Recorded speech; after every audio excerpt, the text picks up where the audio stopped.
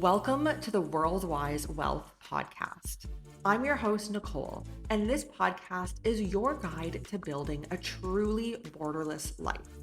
From entrepreneurship, investment migration, tax optimization, and everything in between, this show highlights the nuances of a global citizen lifestyle. Let's dive in.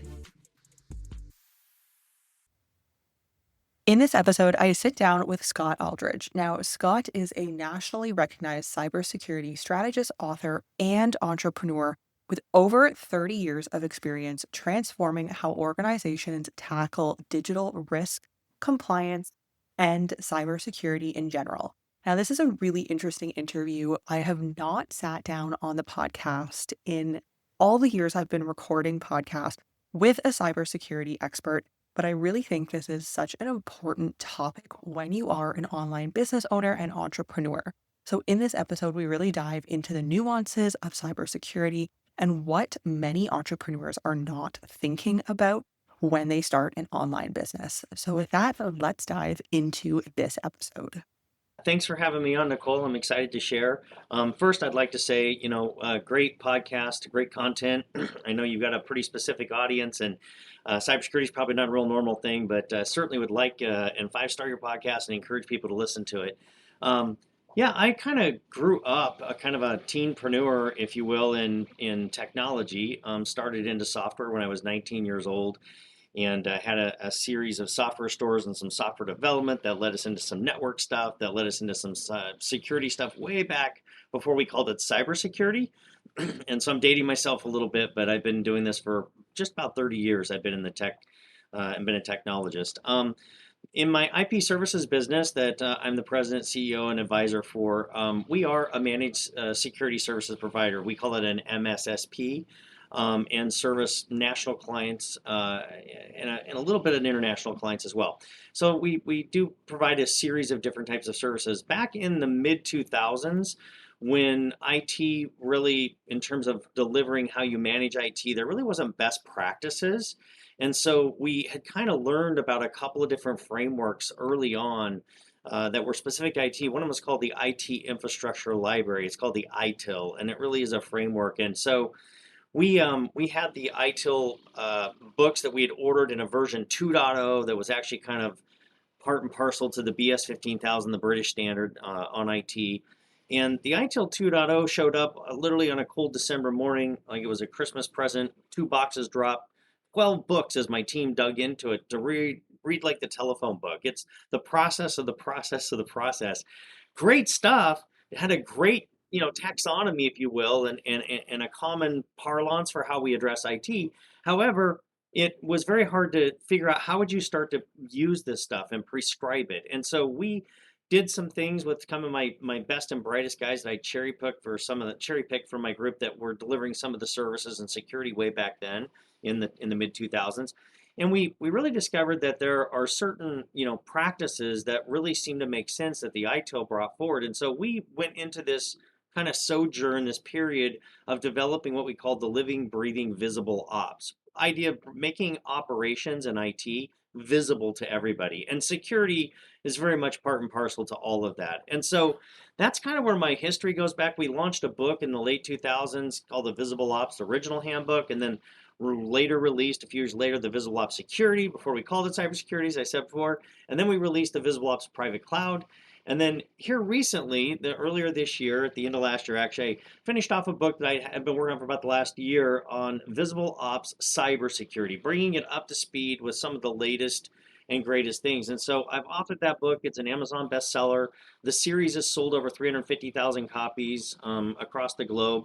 And so, yeah, that's kind of where I settle in. I've done a fair amount of guidance and consultation to a variety of different enterprise and medium-sized and smaller organizations. So we serve a pretty broad group, but that really is where my expertise comes from, and living and breathing, IT management and obviously cybersecurity on a daily basis for many many years. So that's kind of my background.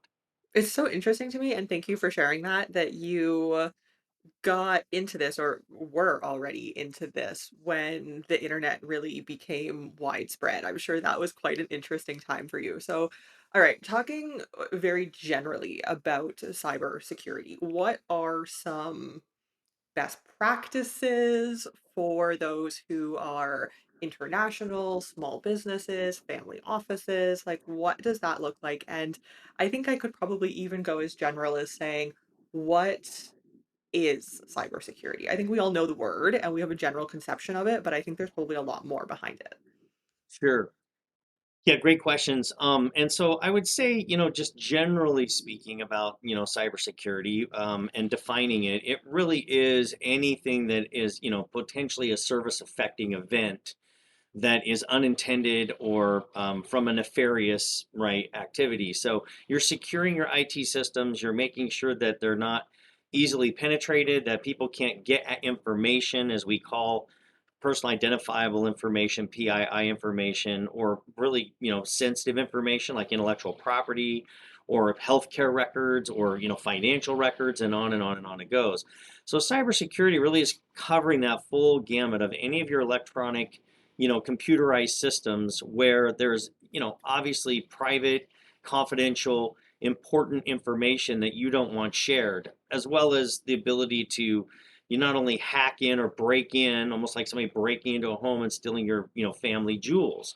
It's that's just that simple. That's the easiest thing. And so, unlike making a fortress in a house, it's a little harder in cyber because there's so many what we call attack surfaces. So, there's many ways that people can get in if you don't have your cybersecurity practices really in place. So that's cyber in a really big high level. And most people, I think, understand that. We read about a lot of the cybersecurity breaches and the threat actors and the bad things they're doing by ransomware and by different hijacking of information. There's different types of attacks. Of course, we've all heard about email, phishing or phishing, if you will. There's a whole bunch of different styles and ways that people use IT systems to steal information and do nefarious bad things. Uh, Encrypt things that you can't have access to without paying them some ransomware number. And interestingly enough, in today's age, it's gotten so bad that they really don't care how big you are. It used to be that the really critical people used to think, well, if you're a bank, of course, you've got to have everything very hardened down because that's got such critical information. Then we learned that healthcare records were really valuable. So a lot of the people on the dark web, if you will, as we call it, the nefarious things that go on, trying to get that personal identifiable health information is very valuable. So there's a lot of things they're after, cryptocurrency and some of the different things that go on. So that really is the attraction of what they're trying to steal. And a lot of times they're doing it just for bad things. And it's matured, if you will, so much in a bad way that only we see it in the news every day. But if you're a 13-year-old, 17-year-old, you're really good with computers, you can go on what they call the dark web, which is access through a Tor browser. Never recommend ever installing a Tor browser. That right there opens up a lot of security threat for yourself. But you can go on there and join a ransomware franchise. So you can sign up, you pay a fee, and they'll give you a set of tools to go scan Wi-Fi networks. Even if you're at the local coffee shop, they could be siphoning off your credit card as you're shopping or whatever it might be. So there's lots of tool sets, but if you get into a business and you can't hack all the way in to be able to, do a ransomware job, they will actually let you escalate it in the franchise and they'll bring on some further experts. They'll help you do the ransomware, basically, break into a network, encrypt it, lock it down so nothing's accessible, and then a little basically pop up will come on your screen that will tell you need to pay $250,000 or $1 million or $5 million of cryptocurrency because they don't take typical dollars of whatever country currency you have. They want crypto because it's non-traceable.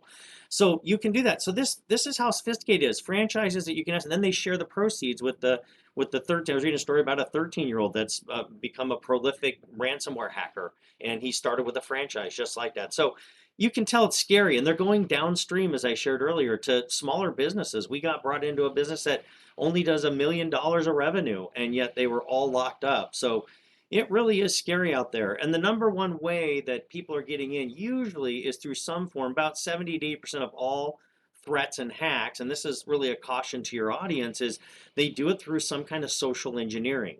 so that you put too much information out on social media that they can use and garner information about you.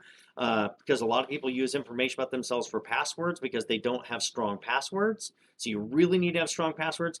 We hear a lot about MFA. It's an acronym, not to get too technical, but it's multi-factor authentication. Most of us are aware of what that is because when we log into Amazon or whatever it might be, it's going to send us a code. So we at minimum on everything we're doing, our email or a lot of any of our critical systems, we should be using some kind of multi-factor because otherwise it's just too easy for them to hijack the information. And in fact, they're getting so sophisticated, even on an SMS text, they can hijack that text now. They can get email codes redirected to them, or they'll put a relay on your email that you don't know about if your email's not secure. So many things you can do. So again, 70-80% of all the threats and the hacks, they start with the end user, the person, and socially engineering that person. So that's the big warning is right there. Start with really strong passwords. Make sure you have multi-factor authentication set up. If you don't, get research, find out, get help to set that up because that's really going to be a basic step. There's a lot more to go if you have a business and you're really trying to protect it. It really, best practices in cybersecurity, and I talk about this in my book, really is about layers. You have to have multiple layers. There's not one particular thing you can do that you can employ or deploy or buy or purchase in the way of software or whatever that's going to protect you 100%, maybe not even 50%. There's about 6 or 7 various tools at a minimum that most companies should have in place. That's Very that's interesting. Yeah, there's a lot to protect. They get it smarter and they're getting, it's a little bit like the old antivirus days when you had an antivirus software and they would come out with a new virus to infect your system and then they come up with a new update to the virus. And that's a little bit the world we're in. It's not changed a lot. The viruses are now threats and hacks and brute force attacks and all the different things that they do. And there's just a lot. There's a data leaks are another concern around people getting your information as we think about that. I mean, that's again back to the personal identifiable information that they get, or Facebook or LinkedIn or some of these bigger companies that you use may have personal identifiable information about you. They may have information you don't want to be shared. So you want to be careful about what you're using and what you're putting into those particular social media tools. But uh, there's a lot in terms of just data leaking that can get people into trouble as well. You mentioned about social media, which I think is really interesting at being engineered from the end user.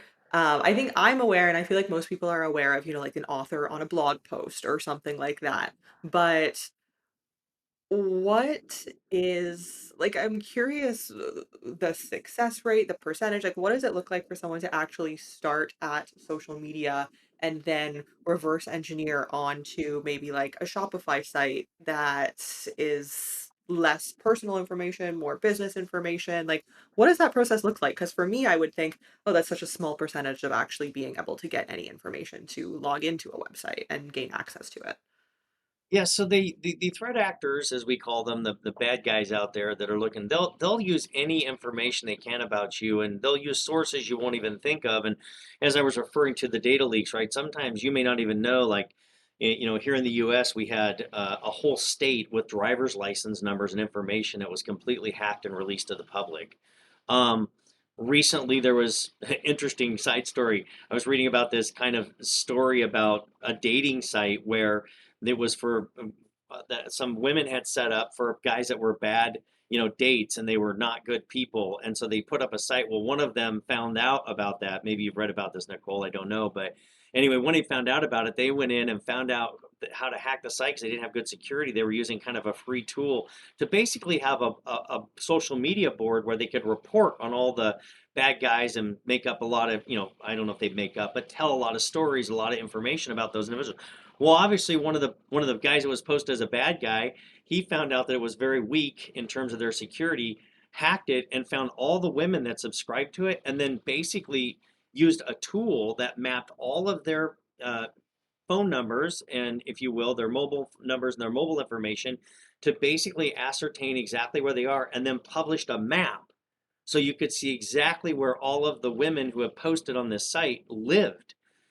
And again, they probably thought they were very anonymous. They were using maybe a social media name, maybe they were using a phone number, maybe they were using an email address that you think is pretty innocent, but used in the wrong way, you can see how that information can be very dangerous.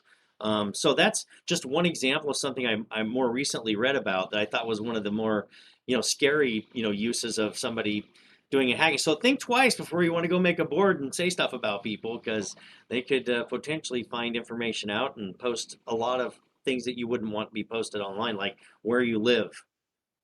Yeah, it's crazy to me how much information can be sourced online, even when you're not really thinking that it could be because you're not out overtly posting that. I'm curious, you mentioned about data leaks a few times. So, talk to me about data leaks, what that typically looks like in businesses. I think the ransom aspect that you mentioned is very interesting to me. I've never thought of like I think my thought process has never gotten that far, but also some of the laws, especially in the US, around data leaks. Yeah, good point. There's compliance, and a lot of sectors, if you will, have compliances. In healthcare, of course, we have HIPAA compliance, which we all kind of heard about from our information. But there's actually a bunch of very specific, controls that if somebody's dealing with medical records that they have to follow, and a lot of those controls are around your cybersecurity practices. The same thing's true with PCI, people that deal with credit cards. Even if you're just touching part of the credit card data, you have certain controls and compliance you're supposed to be in there. If you're a publicly traded company, there's SOX and what they call, Sarbanes-Oxley, which says you have to ask whole call outs of how you do management of IT, cybersecurity, and then of course GDPR, which is a European based compliancy that's very popular and some people make you follow. And then some states in the US even go farther, like the CCPA, which is the California controls around privacy and information that's shared. So there are a lot of compliancy things that do, touch a lot of businesses. Sometimes businesses don't even realize that they really aren't compliant or to what standards. And the problem is that if in fact you do suffer some kind of a breach or some kind of a cybersecurity problem, you have disclosure laws. So you have to disclose that you've had that particular breach or data leak. And so there's, basically disclosure laws that have to be followed. And then that will often trigger an audit. They'll make sure that you're following good compliancy. So as a business executive, owner, influencer, you really want to think through your IT management, your cybersecurity, because there might be bigger implications than you think of just having pretty good or okay cybersecurity.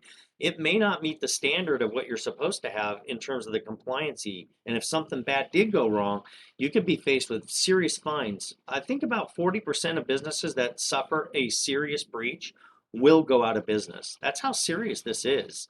So that's a big deal. One of the other pieces I'll note on in terms of your monitoring your network, and one of the services that we get into a lot is what we call DLP, not to get technical again, but it's called data loss prevention.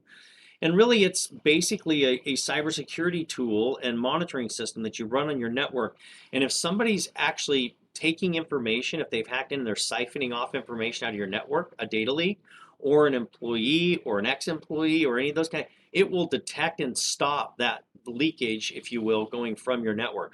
So when I got back to earlier talking about the various layers of tools, that's a great example of a tool that not that many businesses actually have in place. They may have a firewall and they have some kind of a, what we call an endpoint detection response, which is kind of the newest anti-malware virusware, but it basically is stopping ransomware at the edge or at the desktop or wherever the threat is. It'll kind of arrest it, and it's about 70% successful. But people, when they get to the other layers, like how do we prevent data from leaking off our network, they haven't really thought or addressed those kinds of things. And I'm curious because I think a lot of people would probably think, in my terms and conditions and my privacy policy, I have about the GDPR and all of these other requirements. Like, how is that either a protection or not a protection if something were to happen? Yeah, so a lot of companies will say that they do things that they may not necessarily do. And so they'll say we're compliant with this, compliant with that. So we have the saying in IT that's called trust but verify. So you want to do your research. If you're using a particular tool, a cloud tool, or a partner, a lot of people, oh, we're in the cloud, so they've told us they're all secure. To your point, they're following all this compliancy. You want to ask to see, you want to ask those next question or two. Have you had any breaches? Is there a history for one? For two, show me the report, the audit report. At least look at it. You may not understand it, but know that they actually have had an audit. They aren't just saying it. And then furthermore, if you're really concerned, you really probably need to get an expert involved, somebody that really knows how to consult and guide on the various tools and cloud systems and IT that's out there that really can validate and has the expertise to tell you and investigate, if you will, that there really are good standards of security and practices that are being followed. Because if you connect up with that and you're sharing data, you're now extending the attack surface. You now become an extension of what already could be weak security has now been extended to you and making your security even weaker. Yeah, that's interesting that you mention about a lot of people will have this in the terms, but just because you have it doesn't mean it's actually something that is being followed. And I think that is very important and key as well for all business owners. Okay, so you talk about the topic of zero trust. I'm not sure if that's something we've already touched on a little bit, but I'm curious what that means to you. And then you say most implementations fail. So can you dive a little bit deeper into this? Yeah, so zero trust is really not anything new, but it's a little bit of a buzz over the last couple of years. And what zero trust does is it looks at all the various kind of attack layers, if you will, or attack surfaces of your IT systems and your software systems, and it basically breaks it down into seven pillars. There are like seven pillar. One of it's like identity and access management, which means earlier when I said about MFA and good strong passwords and password managers and some of the good practices, all the way to at the core to something called microsegmentation. So when you're doing network security, sometimes you'll segment a network so that only users in particular can be accessing some part of the network and they can't access other parts, even within an organization, just to minimize the threats between more broader access or attack surfaces. But microsegmentation actually goes down even a layer, which is a big piece of zero trust. It's actually saying Sarah and Mike from accounting in one state only need to be accessing, the warehouse system for inventory. They don't need to be doing so. It'll actually micro segment their ability to access stuff by what we call workload or application. So it knows through heuristics and AI that you only should be accessing those particular things at any particular given time. It looks at the history, and if it sees something that all of a sudden we've got, Tom from New York is all of a sudden in the accounting system, it will prevent that from happening because it knows that it's micro segmented Tom and he should not be into that accounting system. So it gets fairly complicated. Zero trust in a nutshell really is just a methodology. It's a philosophy that says we trust nothing and we verify everything, which is a thing called least privilege, which has been around forever. When you're really even setting people up in certain systems, you may say they only need access to this, this, and this. They don't need access to these other modules. It's that kind of thinking all the way through the whole network. And that really is the essence of what zero trust is. There's one principle, though, that I'll share with your users that's really important with zero trust. One of the very foundational prerequisites of zero trust is that you assume breach. Because of all the things I shared earlier in this session, you know, if they really want to hack you these days, the bad threat actors, they will find a way. They can. And we see that in the news because a lot of these big entities and enterprises that have the really crazy expensive, cybersecurity experts and all the tools, and yet somehow they're still getting hacked and breached, right? So we assume breach. That's one of the principles of zero trust. So we zero trust everything. And that means you need to have what we call verified immutable backups. What do I mean by that? A lot of people have backups. Oh yeah, we've got backups. Mike from, our IT says we're all backed up. Or, again, Sarah says that we're backing up and streaming to the cloud. We're covered. One of the things you'll see in ransomware particularly is they'll hack into a network. They're very patient. They'll sit there for a long time, 2 months, 3 months, 6 months. They'll see where your backups are going. And if your backups are not immutable, mean completely separated and deposited away from, you're not reachable by your network, they should be scanned for any malware or ransomware and then safely put away. That is what we call an immutable or even an air gapped backup. That is where we start. And so a lot of assumptions are made around backup that we're all good with backup. We've got it covered, but they really don't. And then there's a couple of things you got to think about. At what point in time do we know that we want to have our latest backup? Is that every, twice a day, 3 times a day, once every 2 days? So that's what we call an RPO, a recovery point objective. And then we have to have the recovery time objective. And that's where if we take this off site and it's immutable and where it is, how do we actually bring that data back and get it restored so we can use it? How much time do we want to be able to restore in a half a day, restore in 2 days, a day? So there's really important information that businesses need to think about when it comes to backup. That's where you start, so that if the unthinkable thing happens and you come in one morning and all your systems are locked up and it's a black screen and they're telling you you need to wire cryptocurrency to the hundreds of thousands of dollars, you can actually say no because you know that you have the ability to get back up. It might cost you a day or two or three, might be expensive blow to the business, but it's not going to take you out and all your data is not going to be lost. Interesting. I think that's a very important point because I think a lot of businesses probably do a more internal backup, right? Where you have it already on the server, whatnot that you are using. So interesting to think about.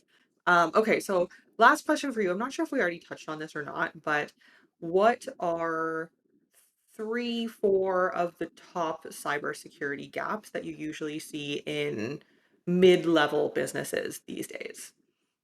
Yeah, I think probably, and I've touched on it a lot because I've touched about, uh, access for the user, right? 70, 80% of all breaches start at the user. So lack of good password management, again, that's a really big one. The other thing is, not really following MFA or having some form of multi-factor authentication. That's one of your biggest threats and one of the biggest places they come in. But that's a big gap. That's obvious. The other one that I think is really is obvious is people are not up to date with their what they call patching. So it's a little bit like on our phones, we get a little numb to it, like, oh yeah, there's an update to be done. We ignore it. Those are really important, not only on your phone, your mobile devices, but even on your computer systems. So your IT department, your cybersecurity teams, they should be making sure that all your desktops, your servers, your network devices, your cloud systems that they may work with, making sure that they're all patched and all up to date, because that's usually what they're doing to block security, threats that they learn about. If there's a particular security hole or leak, they release a patch to block that so that people can't breach it.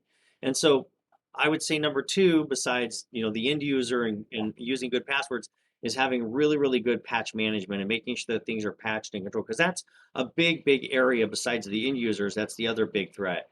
And then probably the last one that I think is really, important is really has to do with what I was speaking about earlier, which is, having the right layer of tools, the more advanced tools. EDR is a tool that we call endpoint detection response, and it's the new antivirus of today. You should have that because it will capture 70% of those bad threats that come in at the end user and arrest them. There's another piece to that that they work with.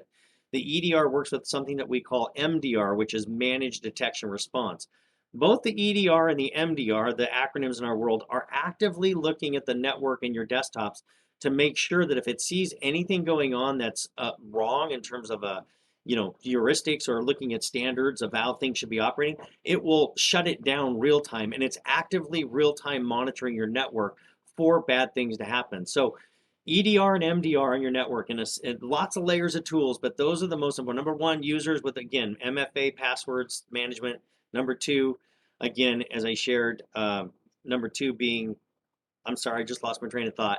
But anyway, and then of course MDR and MDR, which we definitely, those are kind of some basic layers that you have. And number two is patching, by the way, making sure all your systems are patched, all your updates are done, those kinds of things. So those would be my three minimum takeaways, minimum recommendations. Awesome. Thank you for that. It's really interesting. I think it's a conversation, unless you're in this world, it's not really talked about enough in most medium to small businesses. So before we end off, any other last tips, advice, anything like that before learning a little bit more about where we can find you? Sure. Yeah. So I think, if you're not taking, cybersecurity serious, which a lot of organizations are just under the impression that somehow it's being done by osmosis, or it's just happening because my IT guys are in place, or we have a cybersecurity company that's a consultant that's looked at some stuff and got us better firewalls or whatever.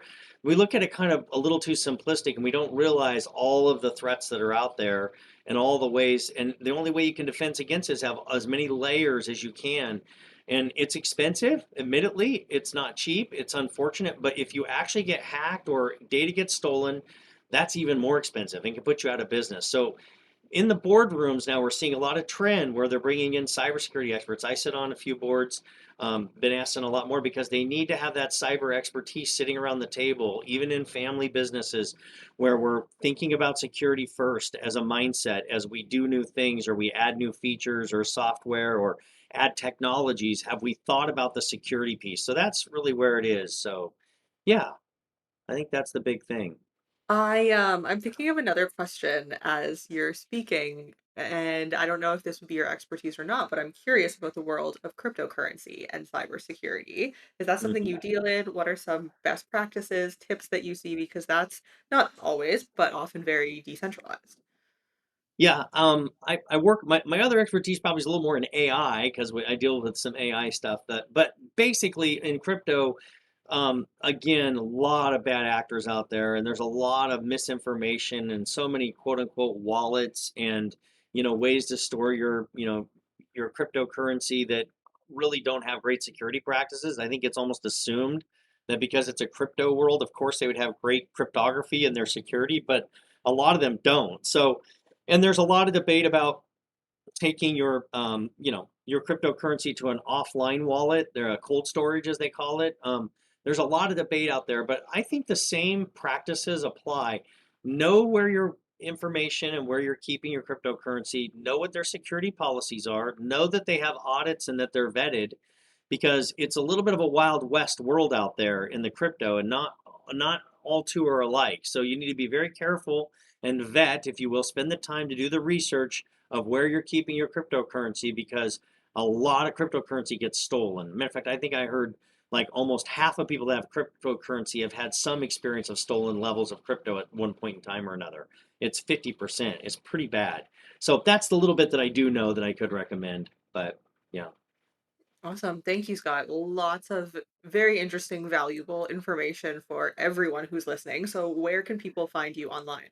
Yeah, so my author's website is www.scottaldridge.com. That's SCOTTALLDRIDGE.com. If you're writing that down, scottaldridge.com. And you can always put a query in there. But I also like to make an offer to your listeners. A couple of things. Number one is my Visible Ops Cybersecurity book. That is the original book. It gets a little technical. It's a 405-page book. It was an Amazon bestseller. But I wrote an executive companion guide that's really written in non-geek speak, if you will, and it's for executives and businesses that really want to understand more of the basics around cybersecurity and what layers they should consider and maybe even what those cost. I have some examples in there. And I'd like to offer that up. I sell it on Amazon for $17.95, but if you text me, and I'm going to give you the number in a little bit, I will send you a free e-copy, or my team will, of that book. So that's one thing. But I'll go a step further. We also have a partnership with a third party, because we can't be the ones that manage cybersecurity with my IP services business and then tell you that we're doing a good job. So we actually subscribe and pay for a large subscription with a very certified what we call penetration testing service. It's called Galactic Partners. And I'm going to offer up at my cost, we'll do to your audience, if they get a hold of us, when I'm about to give you the number to text, a free penetration level 1 test, which will test your network at a fairly good level. It's hugely valuable. You can Google what a pen test costs, 2,000, 3,000, up to 7, 8, $10,000. We'll offer a free test, pen test, for those that qualify and get a hold of me at the text. So here's the text. Text secure 25, just the word secure 25, to 541-359-1269. Again, text secure 25 to 541-359-1269. We'll get you a free copy of the Executive Companion Guide. We'll actually get you signed up for a penetration level 1 test at no cost. That's something I'd like to offer up. Love to make the world more safe, more safe, more cyber secure. That's why we're willing to offer those things. You've just listened to the Worldwise Wealth podcast. Visit our links in the show notes below or at worldwisecapital.com to learn more about how we can assist in your borderless diversification journey. Thank you for joining us, and we'll see you in the next episode.